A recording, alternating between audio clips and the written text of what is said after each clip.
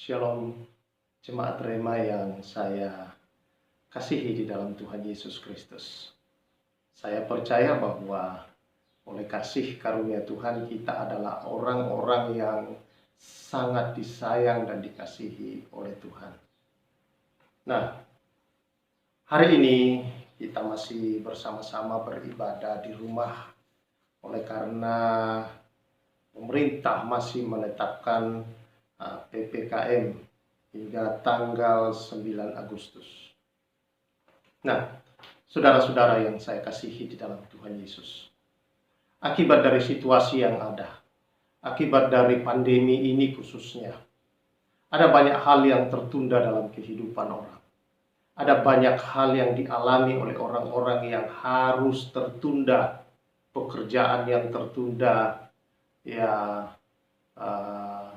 impian-impian yang tertunda, dan berbagai hal-hal yang lain yang tertunda.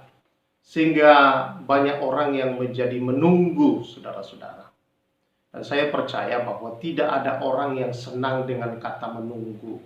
Ya, menunggu itu sesuatu yang tidak enak. Menunggu itu, saudara-saudara, karena ditunda, itu adalah hal yang sedikit menjengkelkan, sedikit banyak bisa membuat orang menjadi jengkel. Sama seperti kalau saudara hendak bepergian naik pesawat dan ditetapkan bahwa pesawat akan berangkat pada jam 1 siang. Tetapi ketika saudara sedang menunggu di bandara untuk beberapa saat lagi, katakanlah mungkin tinggal 20 menit lagi, sesuai dengan jadwal akan berangkat.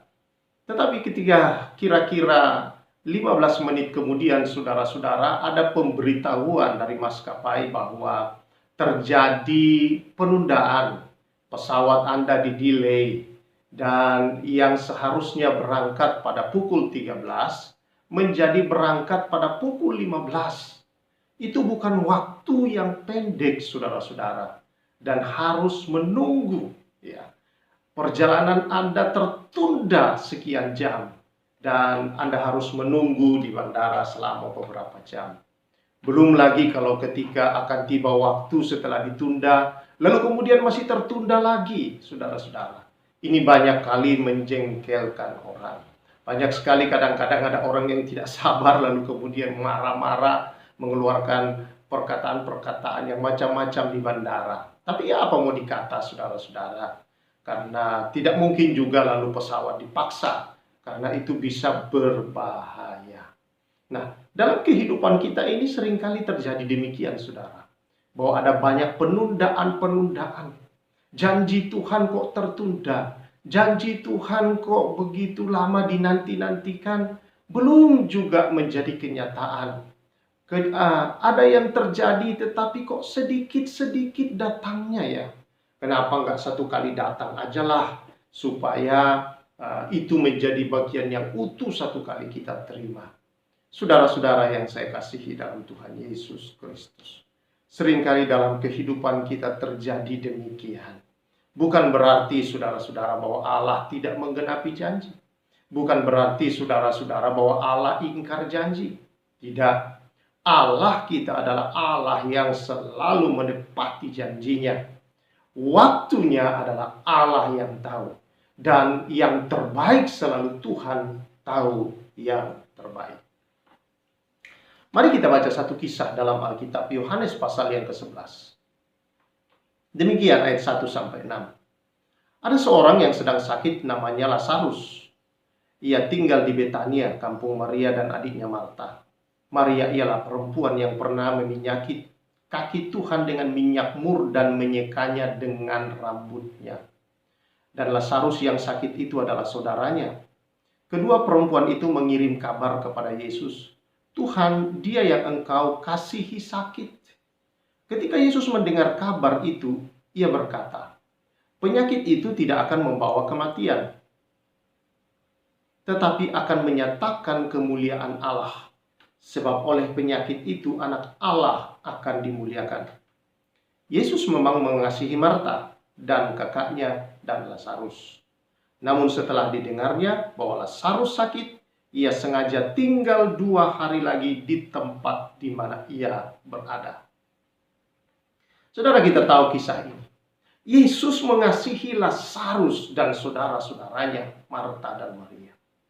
Dan Yesus mendapat kabar, saudara, bahwa Lazarus yang dikasihinya itu sakit. Ya. Dia sakit dan kemungkinan sakit keras. Sudah sekarat, saudara-saudara. Dan mereka berharap bahwa Yesus akan datang segera setelah mendengar itu. Namun saudara, dikatakan bahwa Yesus menjawab mereka, penyakit itu tidak akan membawa kematian, tapi akan menyatakan kemuliaan Allah. Dan apa yang Yesus lakukan, saudara? Yesus sengaja tinggal 2 hari lagi di tempat di mana dia diberikan kabar itu bahwa Lazarus sakit. 4 hari kemudian, saudara-saudara, baru Yesus datang ke tempat di mana Lazarus meninggal. Dan dia sudah tidak ada di rumah. Dia sudah dikuburkan, saudara-saudara. Jadi saudara yang saya kasihi di dalam Tuhan Yesus Kristus, ini tentu agak sedikit aneh buat kita, saudara. Agak sedikit aneh akan kisah ini. Kenapa? Biasanya Yesus ketika mendengar berita-berita tentang itu, dia bergerak. Tetapi kali ini tidak. Dan ada, saudara-saudara, hal-hal yang di sana yang pasti membuat orang-orang ini berpikir Yesus pasti segera datang. Yang membuat mereka yakin adalah bahwa orang yang sakit ini dan saudara-saudaranya adalah orang yang sangat dikasihi oleh Yesus. Artinya mereka adalah orang-orang yang punya hubungan yang cukup baik dengan Yesus. Nah, saudara yang saya kasihi di dalam Tuhan Yesus Kristus, dikasihi saudara-saudara bukan berarti bahwa tidak akan mengalami penundaan. Justru di dalam kasih, Tuhan tahu yang lebih baik, saudara-saudara, untuk kita. Justru karena dia mengasihi kita, saudara-saudara, seringkali dia tidak harus segera memberikan apa yang menjadi impian-impian kita, atau kita, saudara-saudara, dalam hidup ini, saudara, meminta lalu kemudian langsung diberi. Tidak. Kadang-kala Tuhan harus menunda. Karena Tuhan ada yang lebih baik daripada itu, saudara-saudara, sebagai bukti kasih. Sama seperti seorang orang tua untuk memberikan silet, saudara-saudara, kepada anaknya yang umur 3 tahun, dia tidak akan melakukannya. Tentu dia harus menunggu umur anak itu sampai mungkin umur 7 tahun, dia bisa mengerti apa itu silet, bagaimana kalau teriris dan sebagainya. Barulah dia bisa diberikan. Menunda, saudara-saudara. Bukanlah bukan berarti bahwa anak itu tidak dikasihi. Tetapi justru karena orang tua itu mengasihi anak, maka dia menunda pemberian itu demi kebaikan sang anak. Kadang-kadang mungkin saudara kita berpikir bahwa ini yang terbaik buat kita. Tetapi tidak selalu demikian pada waktu itu. Kalau dijawab, belum tentu mendatangkan yang terbaik buat kita. Dan yang kedua, saudara-saudara, mengapa Tuhan menunda? Yang pertama tadi karena dia mengasihi kita. Yang kedua, saudara-saudara, dikatakan di sini, Yesus berkata bahwa penyakit itu tidak akan mendatangkan kematian. Tuhan tahu bahwa penundaan itu tidak akan mendatangkan kecelakaan buat kita. Tuhan tahu, saudara-saudara, bahwa penundaan itu, saudara-saudara, bukan berarti bahwa itu tanda Tuhan tidak mengasihi kita. Justru tadi adalah pertama tanda mengasihi. Yang kedua, saudara-saudara, bahwa penundaan itu justru membawa sesuatu yang baik buat kita. Akan membangun sebuah karakter yang baik, yang lebih baik lagi di dalam hidup kita. Seringkali penundaan-penundaan itu, saudara-saudara, adalah untuk membangun sebuah karakter dalam diri kita. Untuk memperbaiki kita, saudara-saudara. Saudara mengingat kepada Abraham. Abraham, saudara-saudara, menerima janji untuk memperoleh seorang anak. Dan dari dialah ahli waris inilah, saudara, akan memberkati seluruh dunia. Tetapi berapa tahun dia harus menantikan, saudara. Tuhan menunda. Dan sering kali saudara di tengah penundaan itu saudara-saudara mereka cekcok satu dengan yang lain. Berkali-kali Sarah berkata kepada Abraham bahwa Tuhan tidak memberi dia anak. Dia protes kepada Abraham, saudara-saudara. Tetapi Abraham tetap percaya. Dalam semua itu, saudara-saudara, Abraham tetap saudara-saudara berharap. Walaupun kadang-kadang ada perasaan-perasaan Abraham itu, saudara-saudara, untuk juga mulai tidak percaya kepada janji itu. Tetapi Tuhan selalu meneguhkan bahwa apa yang dia janjikan itu akan menjadi kenyataan. Bahwa dia adalah bapa segala bangsa. Dan Sarah adalah ibu segala bangsa. Tuhan mengganti nama mereka dari Abram kepada Abraham. Dan Sarai kepada Sarah. Untuk membuat mereka begitu yakin setiap hari ketika mereka memanggil nama bahwa mereka adalah orang tua dari sekian banyak anak di atas muka bumi ini yang tidak terhitung seperti banyaknya bintang di langit dan pasir di pantai. Saudara-saudara yang saya kasihi di dalam Tuhan Yesus, penundaan itu juga ternyata saudara-saudara bukan mendatangkan yang buruk dalam diri Sarah. Penundaan ini saudara ternyata adalah untuk pemulihan tubuh Sarah. Kalau saudara membaca di dalam kitab Kejadian pasal yang ke-20, ya, di umur daripada Sarah saudara-saudara yang sudah hampir 90 tahun. Dan seorang pria bernama Abimelek, saudara-saudara, jatuh cinta kepada seorang nenek-nenek 90 tahun. Dan dia melihat bahwa perempuan itu cantik, saudara-saudara. Wah, ini sesuatu yang luar biasa. Tanpa disadari oleh Abram dan Sarah khususnya bahwa penundaan itu, saudara-saudara, untuk pemulihan daripada tubuh Sarah. Penundaan itu menjadikan tubuh Sarah semakin bugar. Tubuh Sarah semakin baik, saudara-saudara. Dan dia menjadi semakin cantik. Dan saya percaya ini tidak berbicara cantik secara rohani, bugar secara rohani. Terlihat begitu menarik bagi seorang pria secara rohani. Bukan. Ini adalah berbicara secara jasmani. Saudara-saudara yang saya kasihi di dalam Tuhan Yesus Kristus. Dan Abimelek mengambil dia untuk menjadi istrinya. Karena dia berkata bahwa mereka bersaudara. Tetapi kemudian Tuhan datang menegur Abimelek. Dan saudara-saudara yang saya kasihi di dalam Tuhan Yesus Kristus. Ya, lalu dikatakan bahwa ayat yang ke-17 Kejadian 20. Ketika Abimelek mengembalikan istrinya Sarah kepada Abram. Lalu dikatakan di sini. Lalu Abram berdoa kepada Allah. Dan Allah menyembuhkan Abimelek dan istrinya dan budak-budaknya perempuan. Sehingga mereka melahirkan anak. Sebab tadinya Tuhan telah menutup kandungan setiap perempuan di istana Abimelek karena Sarah, istri Abraham itu. Wah, Abraham saudara-saudara berdoa untuk Abimelek dan untuk istri Abimelek dan semua perempuan di dalam kerajaannya karena Tuhan menutup kandungan mereka akibat Sarah, saudara-saudara. Dan mereka semua kemudian melahirkan anak. Sementara Abraham, saudara-saudara, istrinya Sarah mandul, belum punya anak. Dia berdoa buat orang lain, begitu banyak mujizat terjadi. Satu negara perempuan-perempuannya yang mandul kemudian semua melahirkan anak. Aneh kan? Saudara, di tengah penundaan itu ada kemuliaan demi kemuliaan yang sedang terjadi, saudara-saudara. Dan inilah yang seringkali kita tidak lihat di tengah-tengah penundaan-penundaan yang Allah buat. Kadangkala kita belum disembuh-sembuhkan, saudara-saudara. Tetapi di balik ini semua kita heran. Kalau kita mau melakukan panggilan Allah. Kita berdoa bagi mereka yang sakit, yang berkebutuhan, menolong mereka. Tanpa kita sadari bahwa kita satu saat akan mengalami juga sesuatu yang jauh lebih dahsyat daripada itu, saudara-saudara.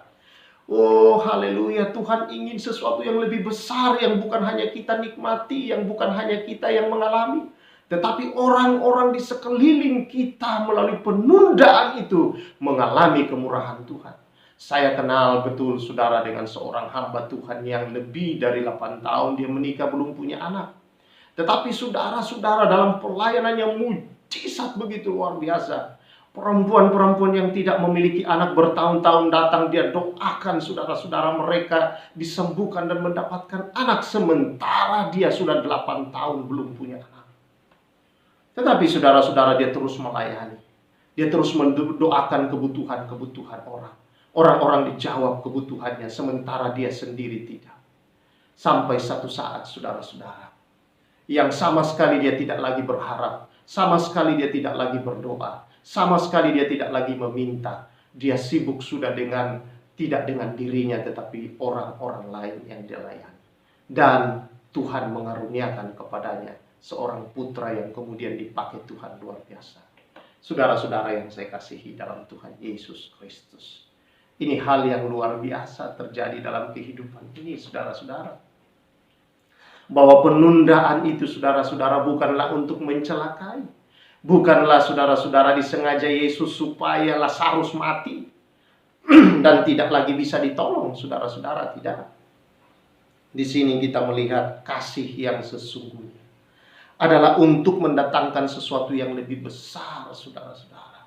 Kita melihat Abraham, bahwa kemudian 1 tahun kemudian setelah dia mendoakan Abimelek, dia sendiri, saudara-saudara, mendapatkan seorang anak yang bernama Ishak.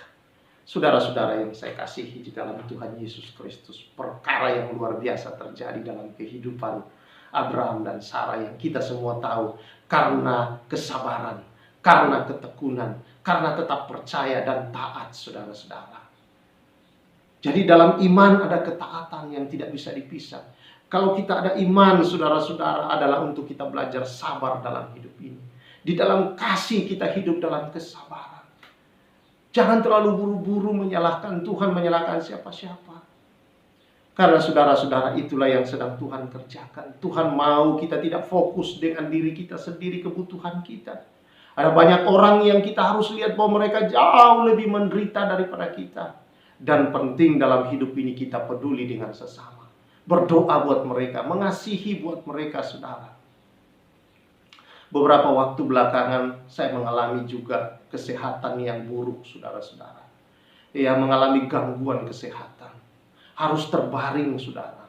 Dan dalam situasi seperti itu, saudara, kadang orang berharap untuk orang lain datang dan berdoa buat dia. Tetapi apa yang terjadi? Telepon saya terus berdering, saudara-saudara. Ya, video call, telepon, WA, minta doa. Dan dalam situasi itu saya tidak mengeluh, saya belajar kepada Tuhan. Saya belajar berdoa terus buat orang-orang ini, saudara-saudara. Dan saya melupakan diri saya sendiri. Sementara saya sedang kesakitan, telepon berbunyi, ada yang minta video call. Untuk didoakan, saya berdoa buat mereka. Saya mengucurkan air mata.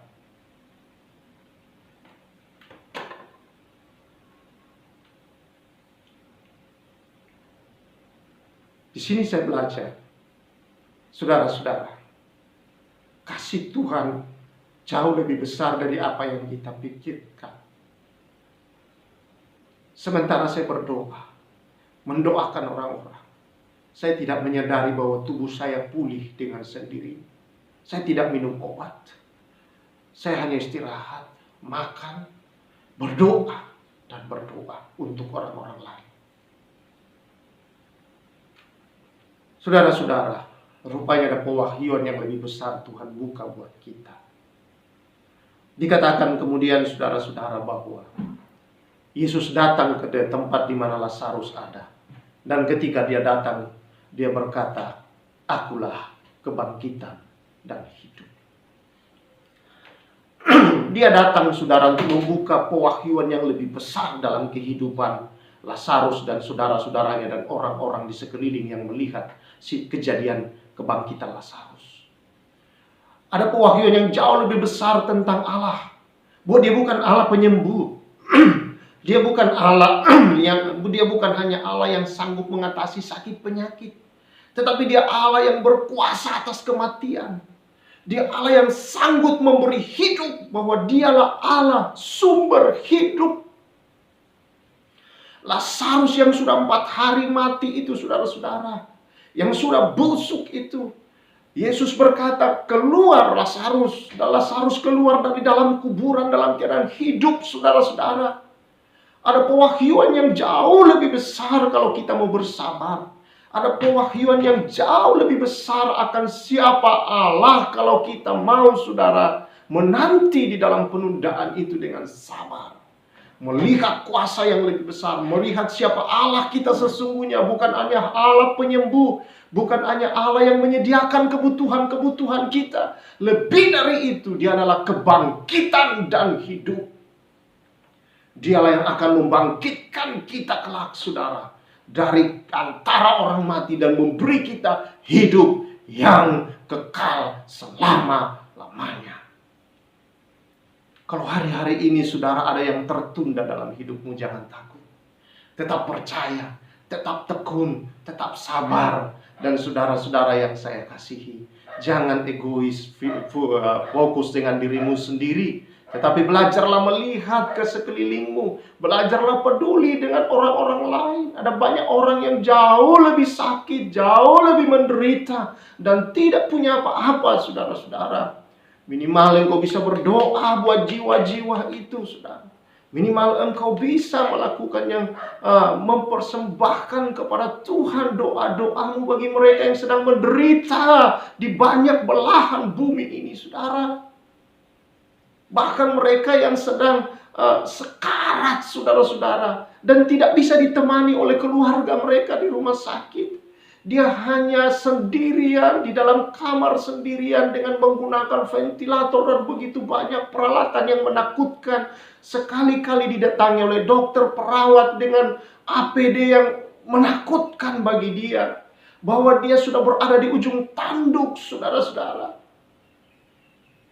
Beberapa kali saya mendoakan lewat video call. Beberapa kali saya mendoakan saudara-saudara, orang-orang yang seperti ini yang sedang ada di rumah sakit sementara saya sedang sakit. Tapi saya bersyukur, saudara-saudara, bahwa Tuhan kita Tuhan yang sangat baik. Saya melihat kemuliaan demi kemuliaan di balik ini semua, saudara. Bahwa Dia Allah yang memberikan kesempatan hidup kepada orang-orang itu. Dia adalah kebangkitan dan hidup. Dia pulihkan orang-orang yang mana banyak orang tidak bisa berharap hidup lagi kalau sudah berada di rumah sakit dengan ventilator dan banyak peralatan yang ditanam di tubuh dan sudah tidak bisa berbuat apa-apa. Ya, ada yang sembuh secara total dalam arti jadi panggil Tuhan. Saya percaya itulah kesembuhan total. Tetapi beberapa dari mereka juga, saudara, yang betul-betul disembuhkan dalam arti dia diberikan hidup kembali. Dia merasa seperti bangkit dari kematian. Dan ini kita membuktikan bahwa Allah kita adalah Allah yang hidup. Bahwa pewahyuan lebih besar datang tentang Allah kita ketika kita mau bersabar di dalam penundaan-penundaan yang terjadi di hidup saudara dan saya. Mungkin Allah tidak langsung berikan, misalkan kita minta 10 kilo. Tuhan tidak langsung beri 10 kilo. Dia beri setengah kilo dulu, lalu setengah kilo, lalu 1 kilo, 2 kilo. Mungkin kita berpikir kenapa dicicil sedikit-sedikit. Itulah Allah kita. Kadang-kala mengajar kita, saudara-saudara, step by step. Adalah untuk membentuk karakter dan pengenalan kita. Untuk melihat pewahyuan yang lebih besar tentang siapa Allah kita yang sesungguhnya itu. Bahwa ada hal-hal besar dalam setiap yang terjadi di hidup kita. Allah turut bekerja mendatangkan kebaikan bagi mereka yang dikasihinya, yang dipilih, yang dipanggilnya sesuai dengan rencananya. Engkau orang pilihan, saudara. Engkau orang yang dipanggil oleh Tuhan. Allah turut bekerja dalam semua penundaan-penundaan itu adalah untuk membuat satu kebaikan bagi kehidupan saudara dan saya. Mari hari ini kita semakin di dalam Tuhan semakin kuat, saudara-saudara. Kita bersabar dalam iman, saudara-saudara. Kita bersabar dalam kasih, kita bersabar dalam iman, kita bersabar. Karena kita tahu ada kemuliaan yang lebih besar yang menanti di setiap penundaan-penundaan yang ada. Adalah supaya kita melihat kemuliaan itu dan melihat Allah kita yang jauh-jauh lebih besar, lebih kita kenal lagi. Pewahyuan yang lebih besar tentang pribadi Allah, lebih dari apa yang kita tahu selama ini. Tuhan memberkati saudara-saudara semua, dan saya percaya kita akan mengalami pengenalan yang lebih baik lagi tentang Allah. Karena bagi Tuhan tidak ada perkara yang mustahil. Tuhan memberkati kita. Mari kita berdoa. Tuhan, mungkin ada terjadi penundaan-penundaan dalam hidup umat-Mu. Kiranya Roh Kudus oleh kasih Allah di dalam hati membangkitkan imannya Tuhan, untuk tetap percaya, untuk tetap berharap, untuk tetap ya Tuhan bersabar, dan membawa kami di dalam pengenalan yang lebih besar akan pribadi Kristus yang ajaib. Biarlah kami tidak egois dengan diri kami, tetapi kami belajar peduli dengan sekeliling kami, peduli kepada dunia ini yang jauh sangat menderita dari apa yang kami rasakan ya Tuhan. Biarlah kami belajar Tuhan, untuk melihat kemuliaan demi kemuliaan-Mu dinyatakan melalui doa-doa kasih kami, perbuatan kesabaran, ketekunan, ketaatan kami dalam iman. Terima kasih ya Tuhan. Berkati umat-Mu. Demi nama Yesus Kristus kami berdoa dan bersyukur. Haleluya. Amin. Tuhan memberkati kita semua saudara-saudara. Tetap tekun di dalam iman, tetap sabar, dan jangan lupa untuk tetap hidup dalam doa kepada Tuhan. Tuhan memberkati.